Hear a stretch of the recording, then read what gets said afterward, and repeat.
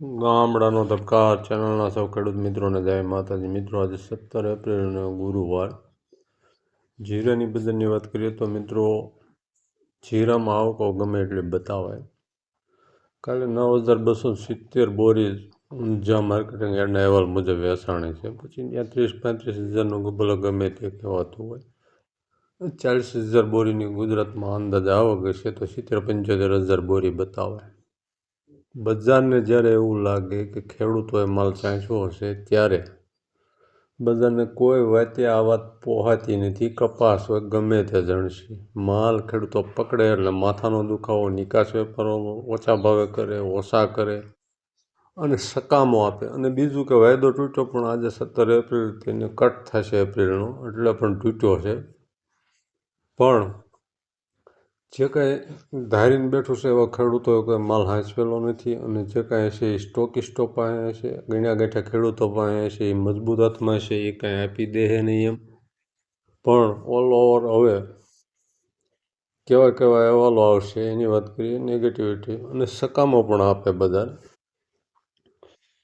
ગુજરાતમાં જીરુની 70-75 હજાર બોરીની આવક હશે. ભાવમાં નરમાઈ હતી. મણ રૂપિયા 100-200નો ઘટાડો થયો હતો. જીરુના વાયદામાં પણ વેસવાળી આવતા બજારો દબાયા હતા. જીરુના વેપારીઓ કહે છે કે હાલના સંજોગોમાં બજારમાં ગ્રાહકી ઓછી છે અને સામે લેવાલી પણ મર્યાદિત જોવા મળી રહી છે. આગળ ઉપર જીરુની બજારમાં જો વેપારો ચારા આવશે તો બજારને ટેકો મળે તેવી સંભાવના છે. એ સિવાય કોઈ મોટો સુધારો હાલ દેખાતો નથી. જીરુની બજારમાં અત્યારે ફંડામેન્ટલ કરતાં ચટાકી મૂવમેન્ટ વધારે જોવા મળી રહી છે.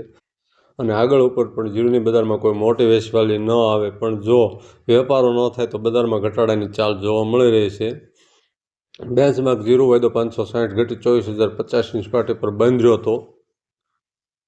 ઊંઝામાં પ્રીમિયમના 4800થી 4850, ઊંઝામાં ચોપરમાં 4800, ઊંઝા બેસ્ટમાં 4300થી 4700, ઊંઝા મીડિયમમાં 4500થી 4600, ઊંઝા એવરેજમાં 4400થી 4500, ઊંઝા ચાલુ 4300થી 4400.